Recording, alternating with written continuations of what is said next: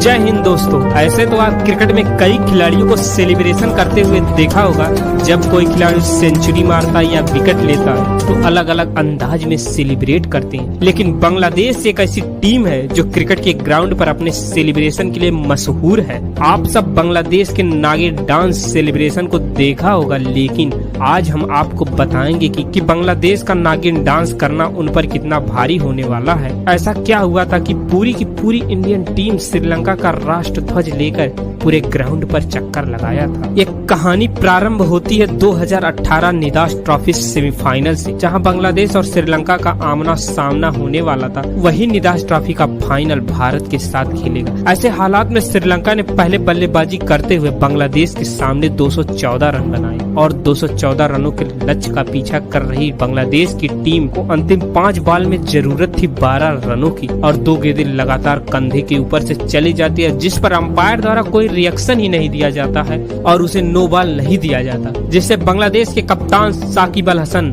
नाराज दिखाई देते हैं और वह अपने खिलाड़ियों को बीच मैदान से ही वापस बुलाते हैं। तभी बांग्लादेश के सब्स्टिट्यूट प्लेयर मैदान पर एंटर कर जाते हैं और श्रीलंका के प्लेयर से लड़ाई करने लगती हैं। बात बढ़ता देख अंपायर को भी बीच बचाव के लिए आते हैं। जब माहौल शांत दिखाई देता है तो महमदुल्लाह छक्का और चौका लगा बांग्लादेश को मैच जिता देते हैं और बांग्लादेश की टीम फाइनल में दस्तक दे चुकी थी। फिर क्या, बांग्लादेश प्लेयर कुछ ज्यादा ही उत्तेजित हो जाते हैं और बीच मैदान में नागिन डांस करने लगते हैं। साकिब का सेलिब्रेशन देखने लायक था। वह बीच मैदान में शर्ट निकालकर ग्राउंड पर चक्कर लगाने लगते हैं और श्रीलंका प्लेयर से भी उलझ जाते हैं। उनका यह व्यवहार कहीं न कहीं बहुत ज्यादा गलत था, लेकिन इन नागों को शायद पता नहीं था कि फाइनल में हाथ में बीन लिए सपेरे इनके इंतजार में बैठे हैं। 18 मार्च 2018 निदास ट्रॉफी का final India versus Bangladesh Sri Lanka के प्रेमदास स्टेडियम में भारत और बांग्लादेश के साथ साथ श्रीलंका के सबसे ज्यादा दर्शक मैदान में मौजूद थे। श्रीलंका भी भारत से जीत की दुआ कर रहा था। वजह साफ थी, क्योंकि बांग्लादेश ने श्रीलंका को बहुत अपमानित किया था। विराट की गैर मौजूदगी में टीम इंडिया की कमान क्रिकेट का हिटमैन संभाल रहा था। रोहित शर्मा ने टॉस जीत पहले गेंदबाजी करने का फैसला लिया। बांग्लादेश की पारी की शुरुआत करने आए तमिल इकबाल और लिटिल दास। 27 रन बनाते बनाते बांग्लादेश अपने दोनों ओपनर का विकेट गंवा चुके थे। फिर तमीम भी 15 रन बना यजुवेंद्र चहल का शिकार हो गए और सुंदर ने लिटन दास को 11 रन के निजी स्कोर पर वापस पवेलियन भेज दिया। यजुवेंद्र चहल ने 10 ओवर तक सौम्य सरकार और मुस्तफिजुर रहीम को भी वापस भेज दिया। इस समय बांग्लादेश का स्कोर 68 रन पर 4 विकेट आ गया। बांग्लादेश काफी मुश्किलों में नजर आ रही थी, लेकिन दूसरे छोर पर शब्बीर एक स्तंभ की भांति खड़े थे।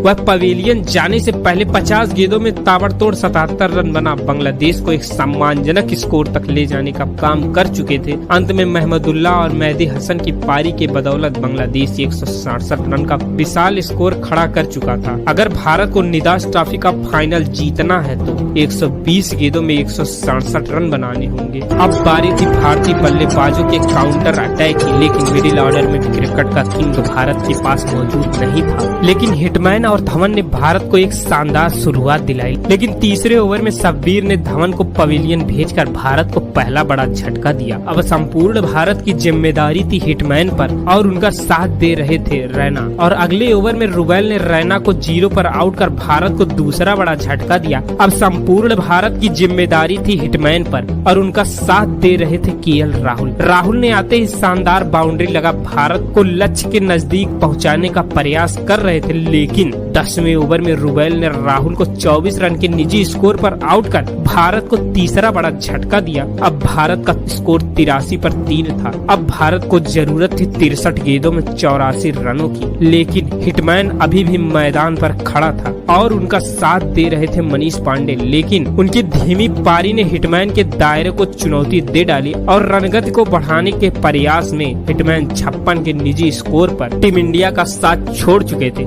जैसे ही नजमुल सलाम ने हिटमैन को आउट किया, वह तुरंत फन फैलाकर हिटमैन के सामने नागिन डांस करने लगे। जब हिटमैन आउट हुए उसके बाद भारत को जरूरत थी 40 गेंदों में 69 रनों की, और बांग्लादेश शायद भूल गए कि मैच अभी खत्म नहीं हुआ। लेकिन मनीष पांडे और विजय शंकर बांग्लादेश गेंदबाजों के सामने घुटने टेकते नजर आ रहे थे। अब इंडिया को 18 गेंदों में 34 रनों की जरूरत थी जीत के लिए। वहीं 18वां ओवर लेकर आए मुस्तफिजुर रहमान और विजय शंकर मानो आज कसम खाकर आए थे कि वह गेंद को बल्ले से टच नहीं करेंगे, और देखते ही देखते 18वें ओवर की 5 गेंद बल्ले से टच नहीं कर पाए, और देखते ही देखते 18वें ओवर की 5वीं गेंद पर 133 पर मनीष पांडे भी वापस पवेलियन चल दिए। अब संपूर्ण भारत की उम्मीद खत्म हो चुकी थी। अब भारत को 12 गेंदों में 34 रनों की जरूरत थी, और 19वां ओवर लेकर आए बांग्लादेश के जाने माने गेंदबाज रुबैल ने अब तक 3 ओवर में 13 रन दे 2 विकेट झटक लिए थे। साकिब 19वें ओवर में मैच खत्म करना चाह रहे थे, लेकिन रुबैल की पहली ही गेंद जो लो फुलटास थी उसे स्ट्राइक पर खड़े दिनेश कार्तिक ने एक शानदार छक्के में बदल दिया, और दूसरी गेंद पर मिड विकेट पर एक शानदार चौका जड़ दिया। अब बांग्लादेश कुछ समझ नहीं पा रहा था कि कुछ समझने का प्रयास करे कि तीसरी गेंद पर कार्तिक ने लेफ्ट साइड पर एक और शानदार छक्का जड़ दिया, और कार्तिक कुछ ज्यादा गुस्से में दिख रहे थे क्योंकि रोहित ने उन्हें लास्ट में बैटिंग के लिए भेजा था। कार्तिक के इस शॉट कहीं न कहीं टीम इंडिया की उम्मीद एक बार फिर से जिंदा कर दी। बांग्लादेश के डगआउट में हलचल मच गई। चौथी गेंद कार्तिक से मिस हो गई और 5वीं गेंद पर 2 रन ले लिए, और लास्ट बॉल पर ऐसा लगा कि कार्तिक सिंगल ले स्ट्राइक अपने पास रखेंगे, लेकिन इस पर रैम शॉट खेलकर चौके के लिए भेज दिया। रुबैल के इस ओवर में कार्तिक ने 22 रन कूट दिए, लेकिन अभी रोमांच बचा था क्योंकि विजय शंकर आज चट्टान की भांति खड़े थे। मानो वह आज कसम खाकर आए थे कि बैट को गेंद से टच ही नहीं करेंगे, और लास्ट ओवर लेकर आए सौम्य सरकार। अब टीम इंडिया को जरूरत थी 6 गेंदों में 11 रनों की। विजय शंकर पहली गेंद मिस कर गए, और दूसरी गेंद किसी प्रकार विजय शंकर ने बैट से टच कर सिंगल लिया। अब स्ट्राइक पर खड़े थे दिनेश कार्तिक। सबको लग रहा कि दिनेश कार्तिक आज मैच के हीरो बनेंगे,